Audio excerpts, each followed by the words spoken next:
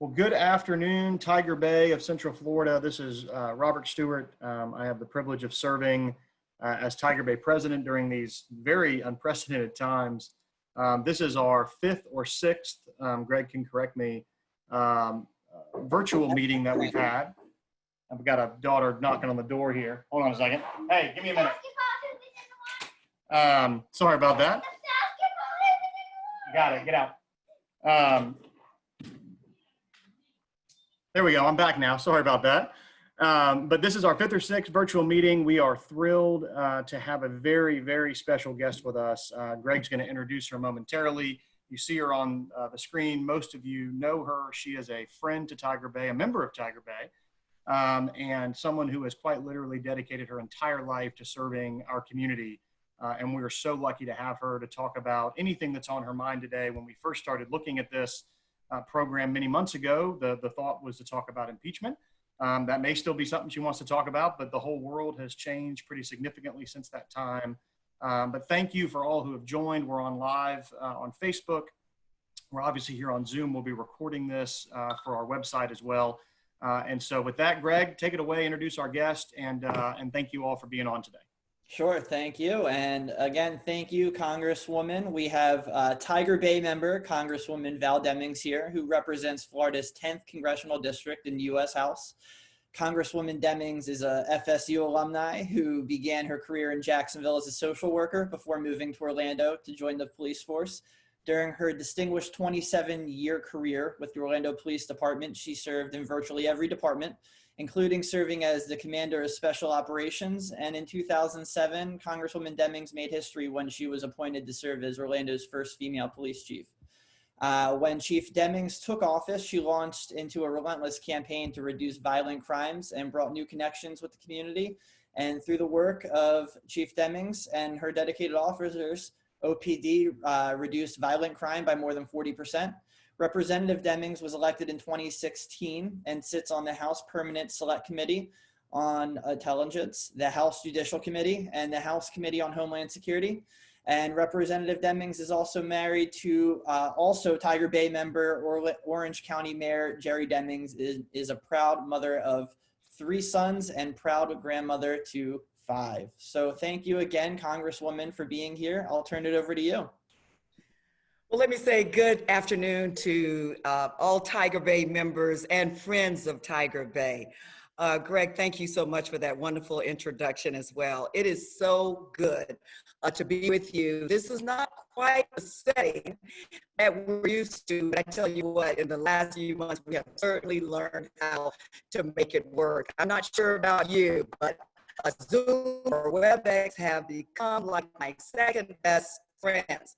Although I do look forward to getting back with you and being in the room with you. I also want to thank our President Stewart, for extending the invitation, the directors, and also I want to acknowledge any elected officials who have tuned in with us today. If you're doing the job right, we know it's tough on any day, but during these very challenging times, I want to thank you for the work that you're doing, stepping up to keep our community strong and safe.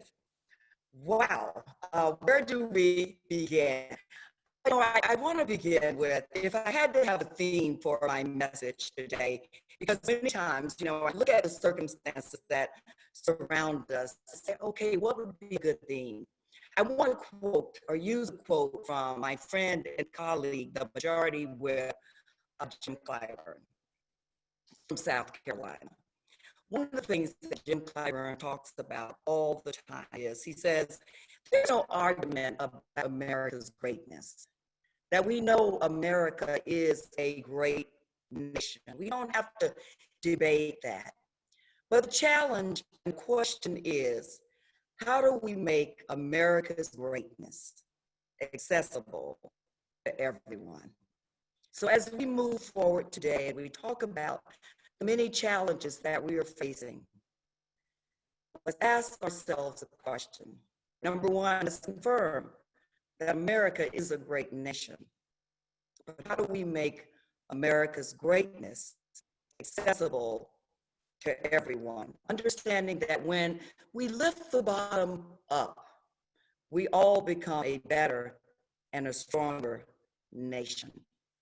How do we make America's greatness accessible to everyone? Here we are in the year 2020. Isn't this the year that we have been waiting for various reasons, looking forward to the year 2020? You know, every time that one turns into two or roll over into a new decade, I'm excited about that because I do believe with new times bring new opportunities. But let's take a look at this year, 2020.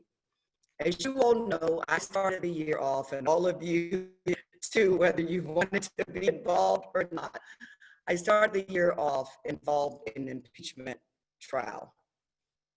Let me say, I did not ask to be an impeachment manager. I did send a letter to the speaker. I didn't send her a note or send up smoke signals hoping that she would see them and select me.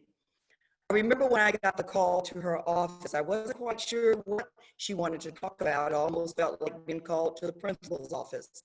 But when I went to her office, the speaker said, well, I hadn't heard from you.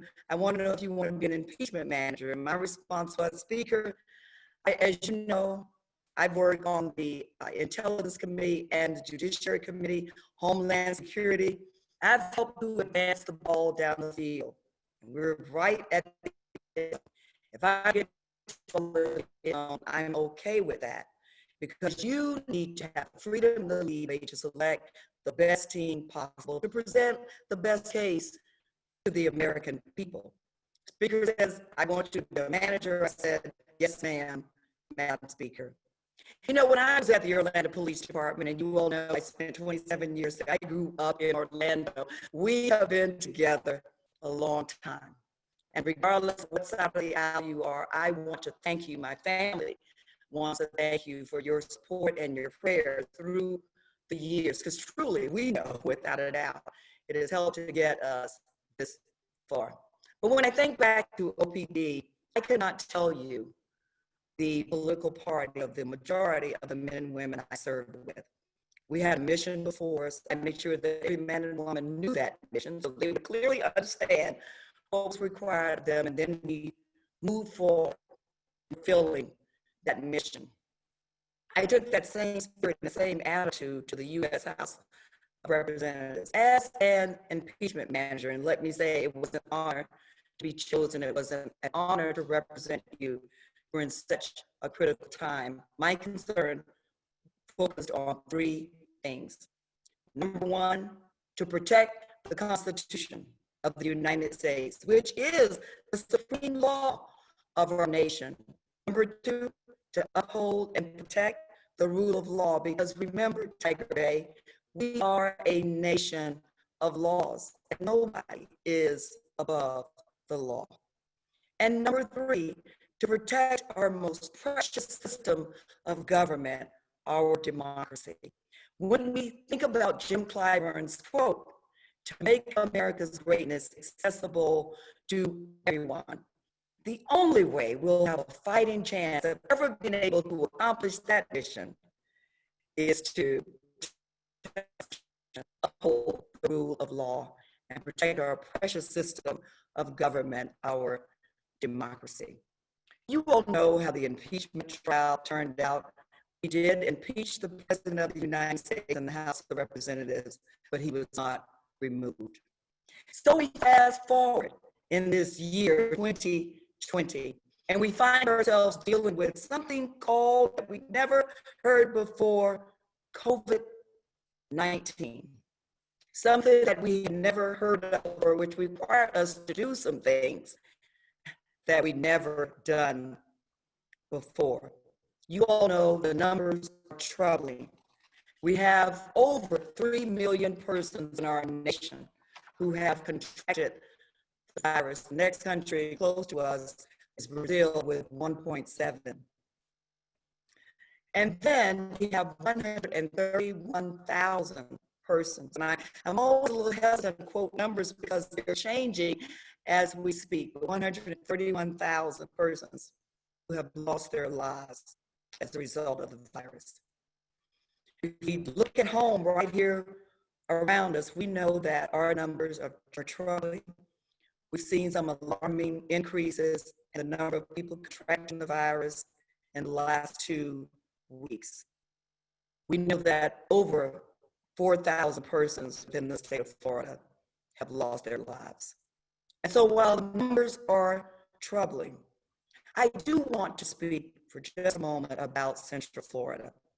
You know, early on, in the absence of any federal direction or national direction that was coming down, early on, local leaders in Central Florida as a whole took responsibility into their own hands and made an appeal to Central Floridians to let's follow the CDC guidelines. Let's stay home when we can. Let's shelter in place when we can. Let's wear a mask. That's something that everybody can do. When we have to go out, practice social distancing, or as I like to say, physical distancing, because we have to remember that we are social beings.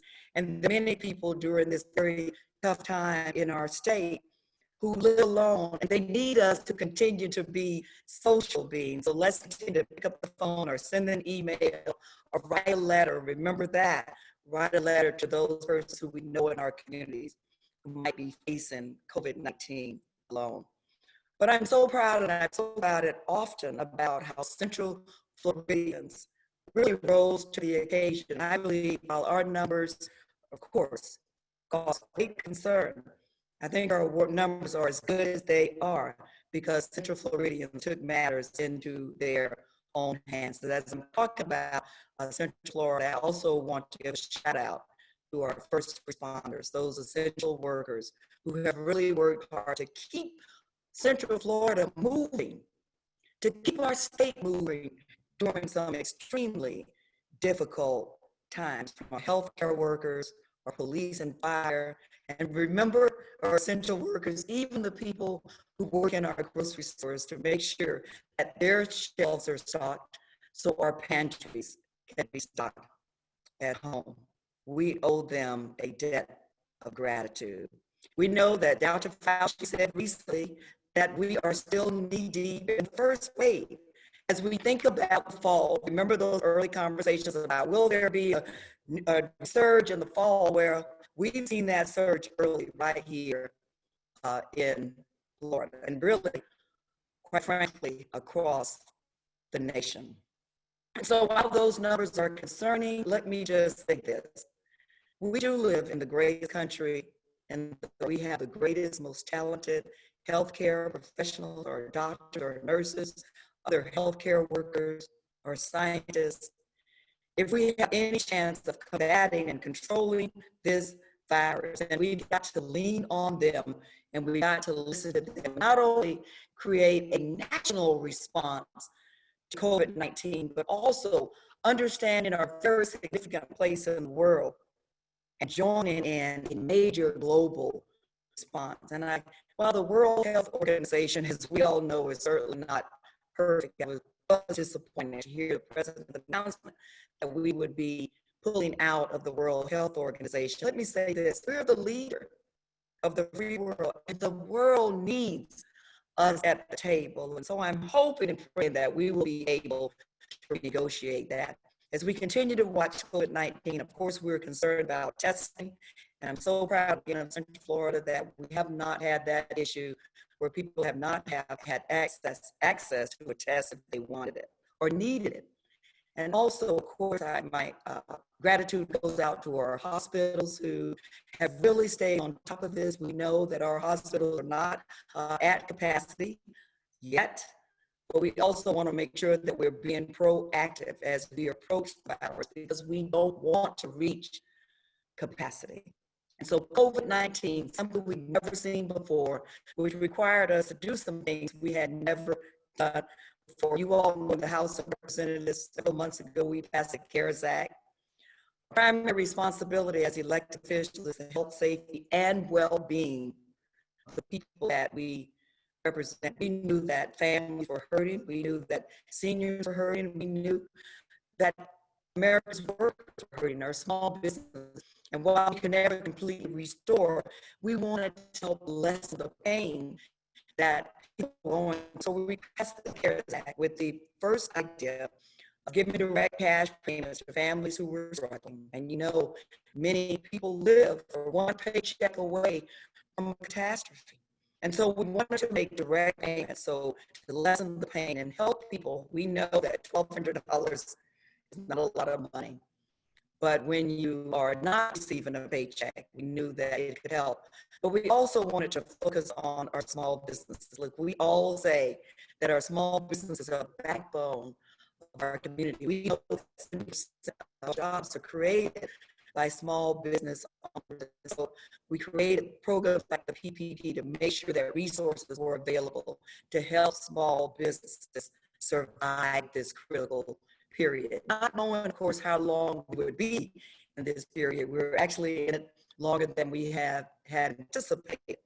But our purpose was to help families, individuals, or seniors, and our small businesses. Now we know there have been some issues, some stories recently about who had access to PPP, and you know, we can certainly talk about some of the vulnerabilities in the law that basically, quite frankly, created an environment for persons who maybe millionaires, billionaires, companies that would not be considered necessarily small business to have access to those funds.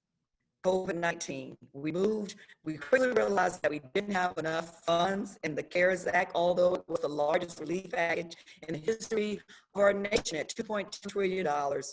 We had passed an emergency relief fund, the amount of $484 billion. And then, as you all know, a month ago, we passed the HEROES Act. With the main focus, we haven't forgotten our families and our small businesses and those organizations that support our families and our businesses, but also our focus was on local and state governments, the ones who are on the ground, keeping us moving, keeping us whole, helping us to survive during this very, very tough period of time. We passed the HEROES Act in the House, represented as a $3 trillion relief package, with the main focus, as I said, being on assisting state and local governments. The package has now made it to the Senate. The Senate Majority Leader started off saying, we'll not see the time of day or daylight, and now he has since said, well, we'll take a look. We're hoping that the Senate will take up the HEROES Act and pass it. We know in times of trouble, it's extremely difficult to pass legislation that's perfect. But what we do know is that state and local governments desperately need those funds. So we would invite you to make a call to our senators and the Senate Majority Leader to move the HEROES Act along. COVID-19, something we have never seen before, which required us to do some things we have never done before. Finally, Tiger Bay and friends of Tiger Bay, I want to talk to you for just a moment about civil unrest and police misconduct. As I said earlier, and as the people on this call all definitely know, I spent 27 years in law enforcement. I had the honor of serving as your chief of police. I took my oaths extremely serious as a police officer at 26 years old, and I won't tell you how old I was as the chief, but I took my oath very seriously as chief of police to protect and defend the Constitution against all enemies, foreign and domestic, to protect and serve. I took those things to heart. So as I witnessed the brutal, senseless murder of George Floyd, it was painful for a lot of reasons for me. It shouldn't have happened. It was murder. And as you all know, the officers responsible should be and are being held accountable. And then we look at in Kentucky, where we had the Breonna Taylor shooting. Officers were executing a no-knock search warrant. Let me say this, when things go wrong, I know a lot, of course, about law enforcement. I've seen it from the bottom up and from the top down. There are three things we should look at. Bad mind. Maybe we're dealing with an individual who should have never been a police officer in the first place. They don't have the capacity to be able to make split-second decisions in the right way. Maybe it's a bad heart. Well, we can't look to racism to explain every problem in America. We do know that systemic racism is an issue. It doesn't just rear its ugly head in law enforcement, but we know that racism and discrimination rears its ugly head in all systems. If we think about housing, if we think about healthcare, look at the disproportionate impact COVID-19 has had on Black and brown communities.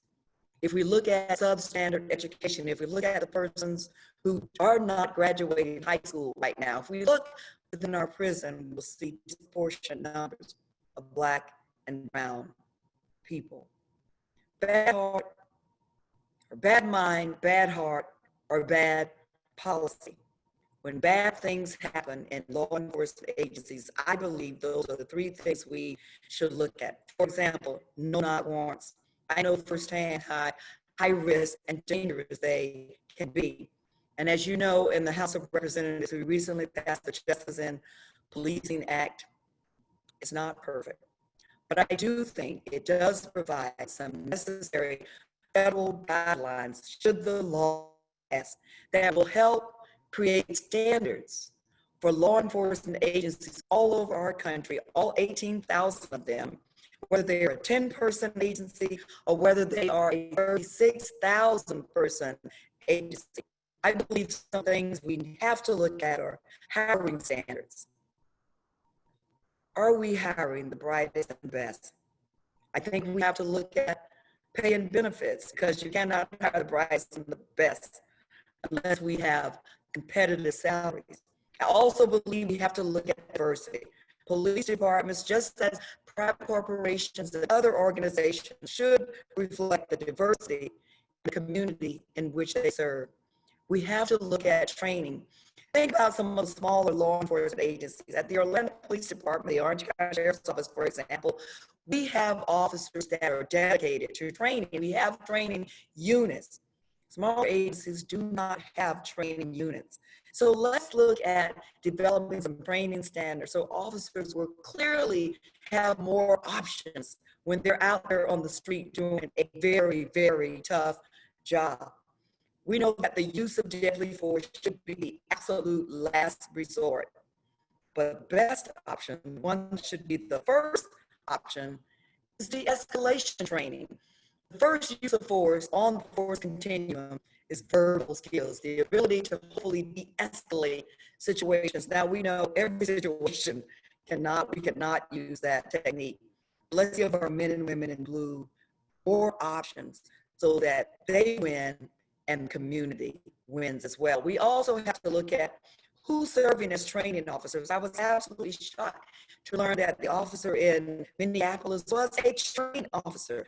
Remember, we send our officers out with rules and regulations, policies and procedures, and laws, either city ordinances or state laws.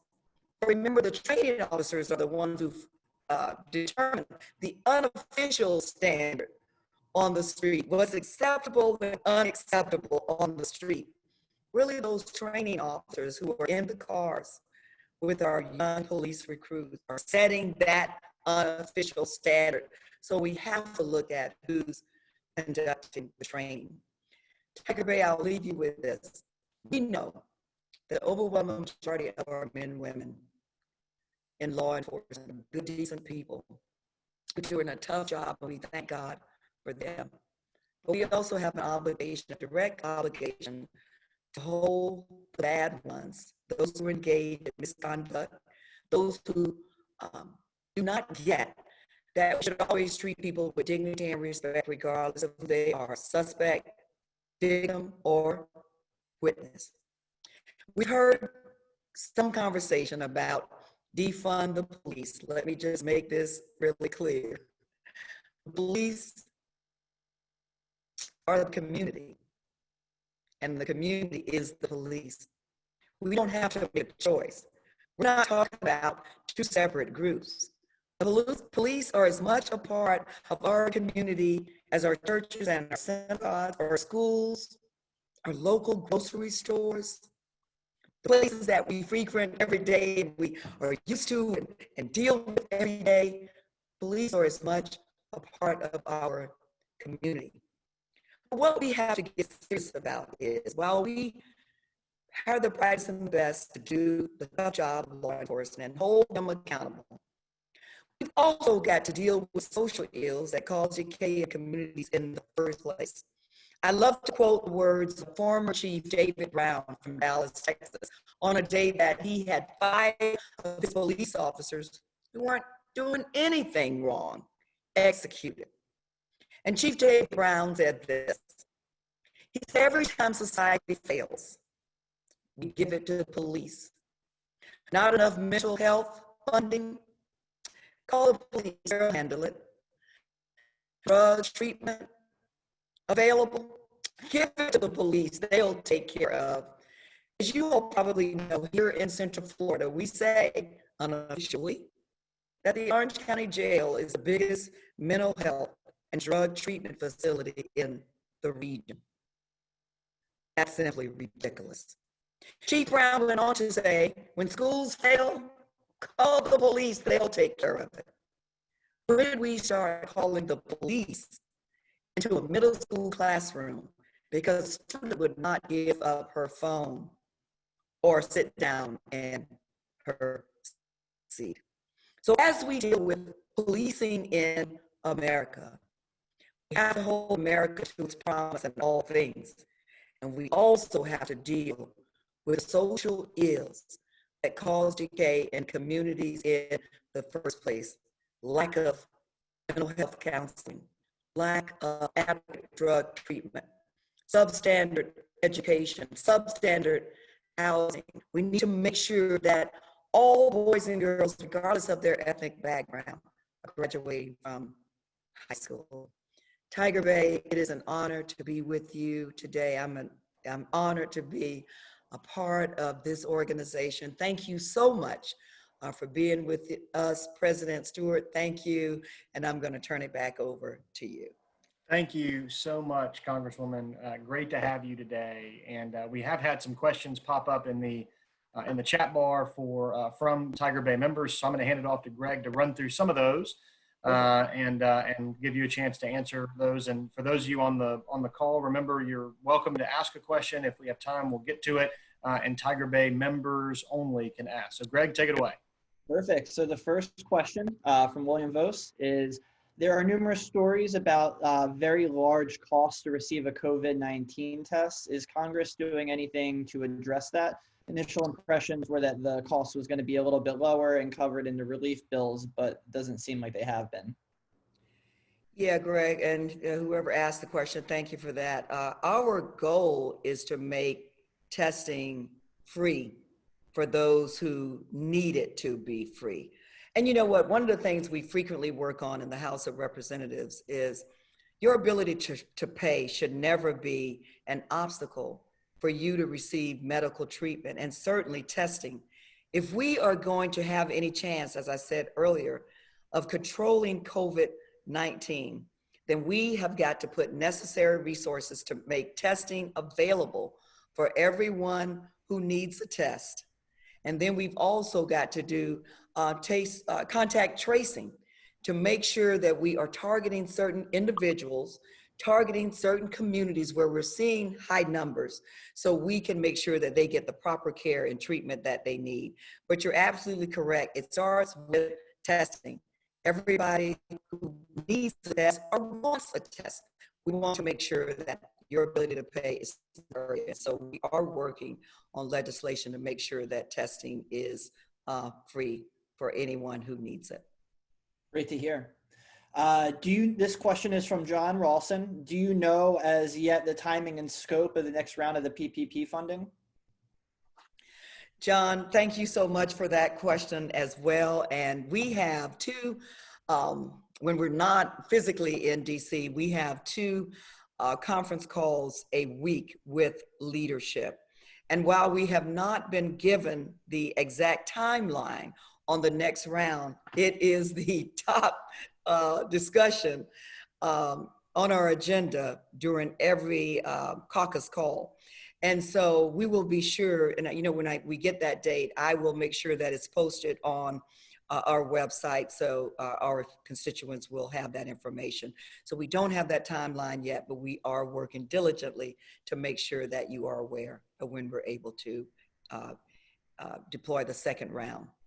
Great, thanks. And then this question's from Roy Cobert, who asks, so do you support the USA's withdrawal from the WHO even on a temporary basis?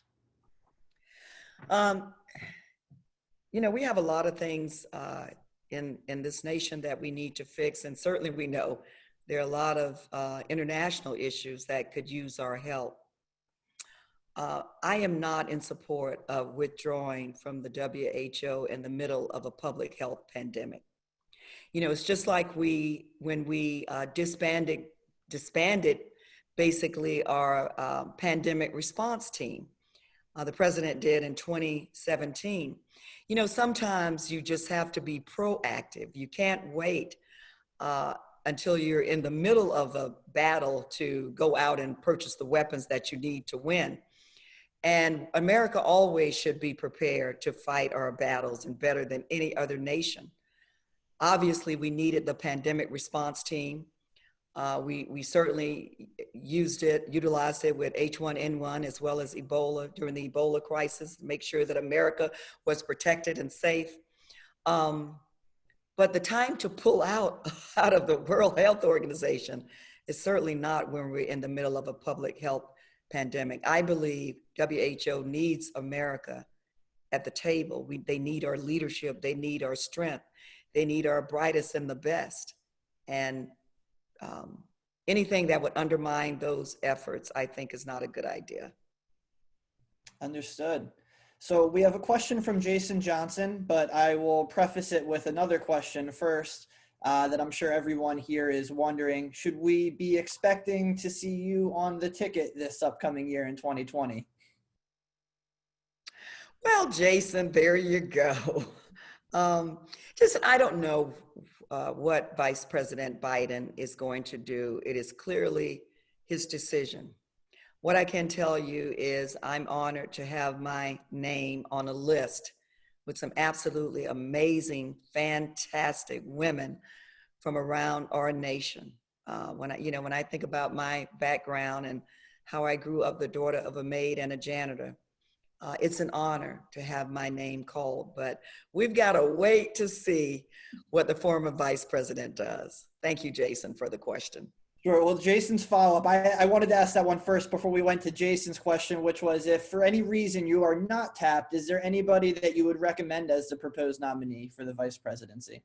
You know what, let me say this. If I'm not selected, the worst that happens is that I continue to be a member of Congress and continue to represent my wonderful constituents. So look, it's a win-win for me. What I am very pleased to see, though, is, look, we always want the most qualified people to do the job, right? When I think about when I was in the business of hiring at the Orlando Police Department, and remember what I said about diversity being important. We want the brightest and the best, but we also look for every opportunity that we can make the department more diverse, that we could hire more women, that we could hire more Latinas, that we could hire more African Americans. I am pleased to see Joe Biden make a commitment to appoint a woman to the ticket. I think America's ready. I thought America was ready in 2016, the first woman president. So I am excited about that. As I said earlier, to the first question, I get involved with amazing women, and I'm cheering a woman on. That's great to hear. This other question also is from John Ralston again, who said he appreciates your passion around policing issues. However, how do you square your position with your party leaders on the Democrat side? If anybody's been paying attention to my votes, legislation that I support since being sworn in the House of Representatives in 2017, I took my police background with me. Legislation that I have supported has a lot of it, a significant portion of it, centers around making the police stronger, better, safer, dealing with mental health issues and wellness issues involving law enforcement officers who have a tough job. And so, nobody's surprised by that in the U.S. House of Representatives. No, we live in a civilized society. We cannot be without the men and women who patrol our streets and keep us safe every day. Public safety is the foundation on which great communities are built and formed. And so, as I said earlier, the police and the community are one. They're not two separate entities. But let's continue as we continue to make sure that we have the brightest and the best elected officials, we have the brightest and the best teachers, the brightest and the best businesses, business owners, CEOs, and others. Let's work together to make sure that we make the profession of policing one that is attractive to all people, so that we will have departments that reflect the communities in which they serve. I have that conversation regularly with my colleagues and leadership in the House. And look, leadership, if you take a good look at the Justice and Policing Act, I think the majority of things that are proposed are reasonable. And I think the legislation that was proposed out of the Senate was not. Making suggestions about things that maybe you should ban no-knock warrants, as opposed to talking to law enforcement professionals and us saying they're high risk, they're dangerous. They're not only dangerous for the persons who are inside the homes or the business, but they're dangerous for law enforcement officers as well. And so I think also, you probably know, I think it was John that asked the question, that the National Fraternal Order of Police did two things immediately. And as we look at the conditions on the ground with this incident, they've shifted. We've seen protests in all 50 states. We usually don't see that. We've seen the diversity of the protests. This is not just a Black issue, but also the FOP came out early and said what happened to George Floyd was wrong and senseless. We got to fix that. And also said that there were many provisions in the Justice and Policing Act that they want to work with us on, that they agree with us on. Those are great wins. I'm going to celebrate that and continue to send the message that public safety is the foundation of great communities, and we need one in order to have the other. Great. This question comes from Nick Shanine, who asks, during the impeachment proceedings, did colleagues from across the aisle inform you of concerns or desire for witnesses that they could not express in public? Does that type of private relaying of concerns about President Trump continue currently? Yeah, one of the things, I served as one of our freshman class presidents, and one of the things I did immediately with our Republican class president, Jack Bergman from Michigan, was to sit down and talk about how we could better work together, that we're not here for our own personal agenda, but we are here for the people that we represent. And that while we should never abandon our principles and our beliefs, we have to look for legislation. What legislation can we work on? We have to look when we can and where we can. So, I've worked pretty hard on trying to develop relationships on the other side of the aisle. And I frequently talk to my colleagues and give them a environment where they can speak freely. And look, I think regardless of your politics, no one can be proud of the lack of leadership that we are currently seeing out of the White House. I think about a tough time, like you remember 9/11 was tough for our nation. George Bush was a new President Bush was pretty new, had only been there a few months, less than a year, but he had the ability to stand at the presidential microphone and unify our nation and assure our nation that we are the brightest, the best, the strongest, and we're going to get through this. And we're going to hold the persons who had the audacity to attack us responsible. He made us feel better. He brought us together with a single purpose in mind, that our safety is everything, and we will do anything to protect the American people. We've seen leadership on both sides of the aisle. We are not seeing it now. And I spoke frequently to Republicans about their disappointment. I mean, what trial would you have where you would not call witnesses? And matter of fact, you'd certainly call, since this was, you know, the deal with Ukraine was all about our national security, certainly you'd call the national security advisor who has now come out with the book In the Room, or The Room Where It Happened, The Room Where It Happened. But the decision was made to not call witnesses. And so, yeah, there were lots of people, certainly on the Democratic side, we were extremely disappointed, but there were lots of people on the Republican side as well who expressed their disbelief that the decision was made collectively to not call witnesses to a trial. Understood. This next question comes from Greg Schuckman, who is one of our UCF sponsors.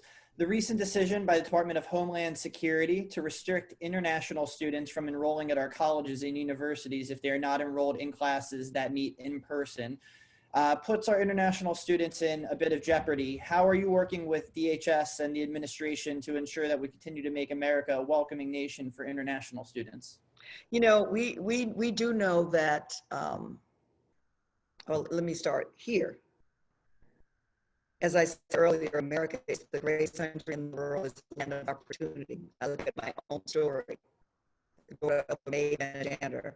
I had the ability to go to college when people told me, you're not going to be able to go to college. I had the ability to become a police officer during a time when there weren't many women there, and certainly not any African-American women, and to serve as the first woman chief of police elected to Congress.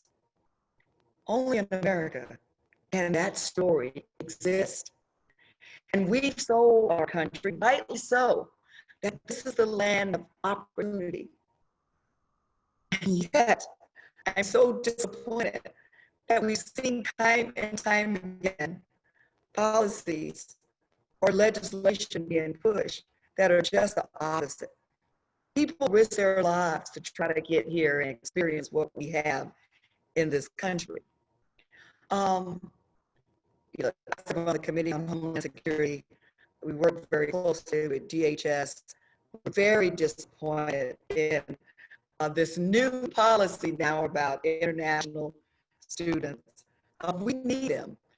Just like America produces the brightest and the best in our children, our sons and daughters who are born in this country, we know the talent, strengths, and ability for our international students and others who are working in healthcare and other fields in our country, making America the great nation that we say that it is. And so we're disappointed in that. Of course, we have put DHS on notice of that disappointment. We will continue. I'm not going to really comment on exactly some of the steps that we are taking. We have put them on notice that we are strongly disapprove of the policy. Great. And this last question comes from me personally. As a young person in this country, there's a lot that's going on that we haven't experienced maybe ever in our lifetimes, and maybe other people older than our lifetimes. Between COVID and the things that are coming to light via video now on the internet, how is our country gonna get back on track? How do we get this straight? As somebody that's, you know, a leader for our area and has been for a while with a lot of different experiences, and somebody that now is in Washington, you know, helping lead the direction for this country, how do we get this back on track? Greg, thank you so much for that question. And if we just look at our history in this country, we've come through some really tough times. It's not the first time we've seen or dealt with a pandemic. You know, when I look at the old black and white pictures from 1917, during that time, 1917, 1918, and people wearing masks, I'm like, where have I seen that before? When we think about our movements, the women's rights movement and civil rights and voting rights, and then marriage equality and equal rights. And if you look at those who were involved in those movements, those who were really the strength of those movements, they were young people like you, Craig, who said, I'm not exactly sure what, I may not be exactly sure what the answer is, but doggone it, I sure am not accepting things as they are. Dr. King was 26 years old when he was chosen to lead the civil rights movement. Imagine that.